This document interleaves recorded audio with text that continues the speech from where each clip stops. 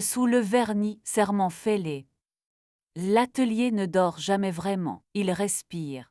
Même quand je coupe la lumière au-dessus de l'établi, il reste une braise de pain dans l'air, une patience d'alcool de Terry Bentham qui s'obstine à régner, un sucre de colophane en suspension comme une neige discrète.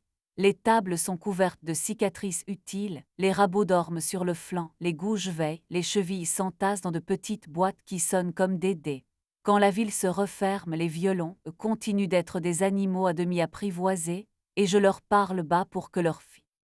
Je m'appelle Laure, je fabrique des instruments que d'autres étreignent à la scène. J'ajuste des âmes au sommet d'un souffle, je donne au bois la permission de chanter, je vernis comme on couvre un serment avec de la lumière. Mon royaume tient dans un tiroir, un papier abrasif presque usé, une craie bleue, deux cordes de lin en réserve, des âmes déjà taillées qui attendent leur chambre. Et dans la petite boîte métallique cabossée, elle a longtemps abrité des pastilles à l'amène, je glisse ce que la nuit me laisse, un éclat de loupe de peuplier. J'ai aimé Gabriel sur une note tenue trop longtemps. Il dirigeait la programmation d'un festival d'été, naviguant d'accréditation en loge comme on fait sa révérence à des caprices. Son sourire était plein de projets, il savait retenir son souffle quand un violon solo attaquait une phrase. Et son regard me cherchait souvent à ce moment-là, comme si j'étais responsable de l'air qui vibrait. Nous nous sommes rencontrés autour d'un alto en convalescence, qui refusait de reprendre sa voix après une chute malheureuse. J'ai refait la touche, massé la table. Nos mercredis se sont installés dans l'habitude. La dernière élève partie, il passait par la porte du fond, posait son manteau sur la chaise canne, respirait l'atelier comme on respire un jardin volé. Je feignais de vérifier la viscosité du vernis, il se tenait derrière moi, sa paume venant mesurer au creux de mes reins la température de mon obéissance. Le rouge du poivron que j'avais croqué Pluton traînait parfois sur ma planche, il le goûtait au coin de ma bouche avec cette lenteur douée qui fait aveu. J'aimais son parfum pâteux. La première fausse note n'a pas été un craquement de bois ni une fissure dans un vernis impatient. C'était un éclat d'or très fin coincé dans le poil d'une brosse. Je n'utilise jamais de feuilles d'or, mes instruments préfèrent la modestie, puis une trace de lipstick vineux sur le rebord d'un étui entrouvert. J'ai d'abord ri, je connais trop de sopranos qui embrassent tout ce qui leur tombe sous la main. Mais la trace était à l'intérieur, côté velours, là où on ne dépose pas ses baisers par mégarde. La poussière de colophane racontait aussi. J'ai expliqué à l'atelier que je n'étais pas jalouse, je n'étais que l'ossière. J'ai déplacé quelques outils de l'épaisseur d'un soupir, j'ai posé une lamelle de papier sous le chevalet d'un violon en attente, exactement du genre de geste dont je me souviens même quand je dors. J'ai laissé une caresse de craie sur la poignée de la porte du fond, un peu de poudre de colophane sur la pointe d'un maillet. Si quelqu'un se croyait invisible, je voulais qu'il reste quelque part, l'ombre légère de sa manière.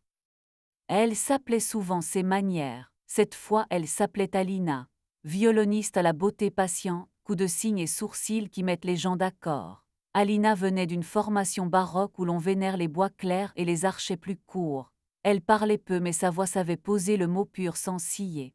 Le festival de Gabriel l'avait invitée pour un programme Vivaldi Locatelli, sa silhouette tranchait avec nos habitués, plus terrienne, plus pressée.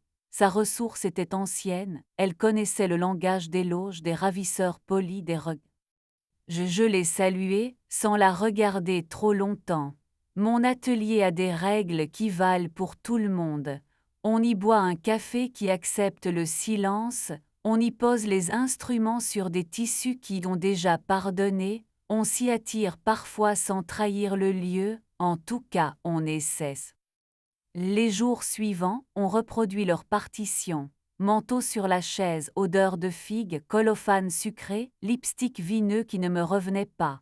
Un soir, j'ai trouvé dans ma boîte de chevilles une épingle à cheveux qui n'était pas de ma texture, une épingle récente, nervurée, protégée d'un vernis léger. J'ai glissé l'objet dans ma boîte cabossée. Les preuves ne servent que si elles apprennent quelque chose, jamais si elles humilient. Quand je lui ai parlé d'ouvrir, Gabriel m'a regardé comme on regarde une pâte feuilletée, curieux, méfiant, gourmand. Ouvrons, a-t-il soufflé. Avec des règles, nous d'abord, personne du festival, pas de musicien .ne invité .e, on se dit avant, pas après, protection toujours, Notre lit n'est pas un pupitre. J'ai voulu être plus large que la caisse d'un violoncelle. Nous avons signé au dos d'un plan de salle, entre les sièges numérotés et la mention retirée une rangée si affluence. Nous avons tenu 2 semaines. La 3e a trouvé le moyen de n'être plus avant mais après. Je sais reconnaître les mains de Gabrielle au vernis qu'elles font trembler. Ce soir-là, d'autres mains avaient laissé leur lecture sur mes outils. L'atelier, mon allié jusque-là, a pris une respiration longue, comme pour me dire « tu sais déjà ». Je n'ai pas claqué la porte. Les sanctuaires ne méritent pas qu'on leur impose nos théâtres. J'ai fermé les yeux, posé les paumes sur la table, et j'ai attendu que le bois se taise. Le lendemain, j'ai frotté, j'ai rangé, j'ai collé, j'ai respiré, puis j'ai envoyé un message sobre « Revenons à l'accordage simple, pas de variation. Mes règles ne sont pas des accessoires. » Les avocats ont pris le relais avec des mots qui ne vibrent pas. On a partagé en 2 des pièces que j'avais choisies entières. Gabrielle a gardé ses loges, moi, j'ai gardé les clés. Le travail m'a empêché d'élever un mausolée à ma vexation. Un violoncelle d'étudiant refusait d'avouer sa peur des aigus. Je lui ai parlé durant 1 heure, comme on parle à un enfant qu'on voudrait voir grandir. Une altiste a pleuré parce que son vibrato s'était fait trop timide. Je lui ai rendu un chevalet où sa timidité pouvait respirer sans vergogne. La nuit, je dors sur le vieux canapé de l'atelier, le menton dans l'écharpe, et je rêve que les fibres du bois se souviennent d'une forêt où personne n'a trahi personne. Il est entré en fin d'après-midi, avec la pudeur de ceux qui respectent les chambres. Il s'appelle Maël, archetier envoyé par un collègue pour une révision de permanente, baguettes à remêcher, cambrures à ranimer, plaquettes d'ivoire à remplacer par du respect. Il sentait la cire d'abeille, l'huile d'amande et cette odeur métallique très fine qui appartient aux outils aimés. Il a posé sa caisse comme on pose un animal confiant. Qui ment, a-t-il demandé, son sourire plein de considération. Celui-ci, ai-je dit en lui tendant un archet trop fier, il promet plus qu'il ne tient. Ah, alors on lui promet mieux, pas plus, et il a répondu, et j'ai souri, certaines phrases tombent juste du premier coup. Nous avons commencé par parler avec les mains. Il m'a montré comment le crin chante déjà silencieusement avant de toucher la colophane.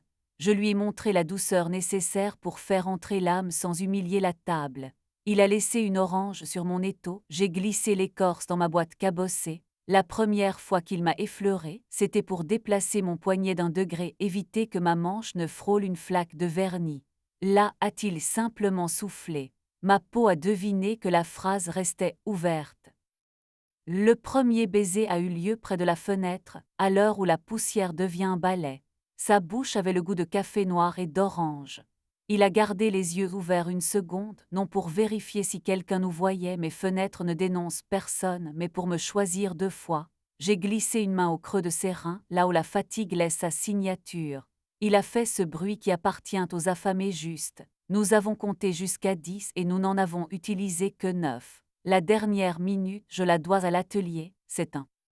Nous nous sommes donné des règles qui n'insultaient ni les lieux ni nos bouches. Pas de geste au-dessus des vernis frais, pas de parfum trop sûr de lui près des instruments, oui pour la banquette au fond, quand les violons dorment bien alignés, oui pour l'escalier de bois qui craque comme un rire, oui pour le toit, contre la gaine d'extraction qui souffle une musique sans partition.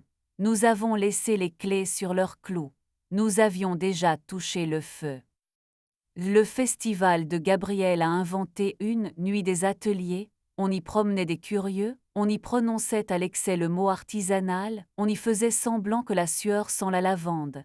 Alina est revenue, robe simple et visage qui comprend l'effet qu'il produit. Gabrielle suivait d'un pas qui avait oublié d'apprendre la discrétion. Je faisais ma visite, âme, chevalet, table, éclisse, l'habitude est une prière. Dans l'air, pas de figue, sur la poignée, pas de craie déplacée. Sur la planche, ma spatule n'avait pas bougé, la scène avait décidé de se tenir tranquille. Je me suis autorisé un rire discret. Maël réglait au fond la cambrure d'un archet avec cette patience qui vous rend jaloux de vos propres outils. Il levait les yeux parfois vers moi comme on identifie un accord connu. J'ai présenté aux visiteurs ma boîte cabossée non pas comme une relique, mais comme un petit autel. Voilà ce que les nuits me laissent quand elles sont honnêtes. Après le monde et leurs exclamations, j'ai filé au toit. Le ciel avait l'élégance de se taire. La ville en bas faisait mine de ne pas nous regarder. Maël m'a rejointe. Il n'a pas dit mon prénom, il a levé sa main, j'y ai posé la mienne. Nous avons respiré ensemble, geste bête et scientifique. Tu t'es oublié dans les harmoniques, il m'a dit sans sourire. Je m'entraîne à demeurer, ai-je répondu. Et comme quoi? Comme épreuve, ai-je dit. Épreuve, ce qu'on fait pour vérifier si la vérité sait tenir debout. Nous nous sommes embrassés comme des gens qui respectent le risque et paient leur loyer à l'heure. Ma ceinture a accroché un rivet du garde-corps. Nous avons ri, le burlesque est une façon de bénir les lieux. Nous nous sommes arrêtés avant que le vent n'apprenne nos prénoms. Il existe une version de l'histoire où je ferai défiler les captures d'écran, les traces, les poussières, les épingles et les baisers de loge comme un dossier à char.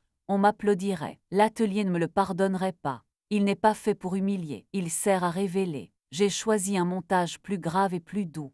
Je n'ai pas donné en pâture les gestes qui m'avaient blessé, j'ai simplement déposé sur la table la part qui m'appartenait, et j'ai laissé les éclats de l'autre côté du seuil. Les luthiers font les mêmes choix que les amoureux, on décide ce qu'on colle. L'hiver m'a appris la lenteur comme une thérapeutique. Une jeune violoniste m'a demandé si un instrument peut pardonner, je lui ai répondu que le bois se souvient et que c'est sa force. Un contrebassiste a voulu vérifier la tenue d'un vernis avec l'ongle pour voir, je lui ai volé sa main et je l'ai posée sur sa propre poitrine, teste-la.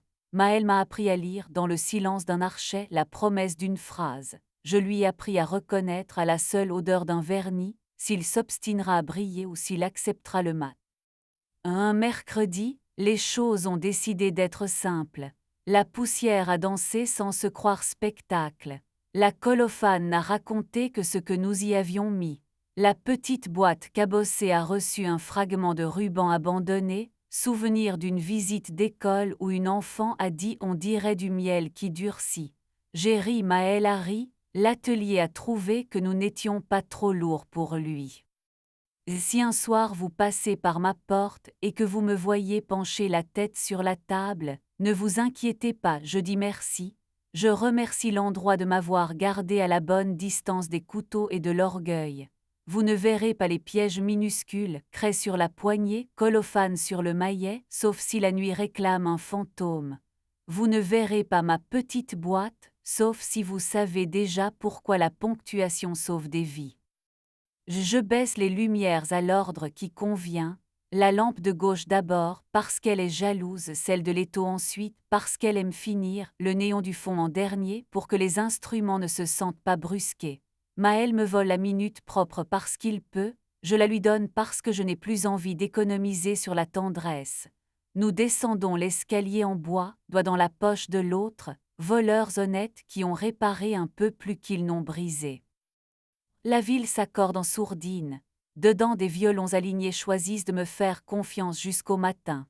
Les ateliers ne dorment pas, ils pardonnent lentement, puis d'un coup, quand on cesse de leur demander d'être les témoins de nos mises en scène. Je ne possède plus les 10 minutes qu'on se promettait au début, je garde celles qui suivent les gestes justes.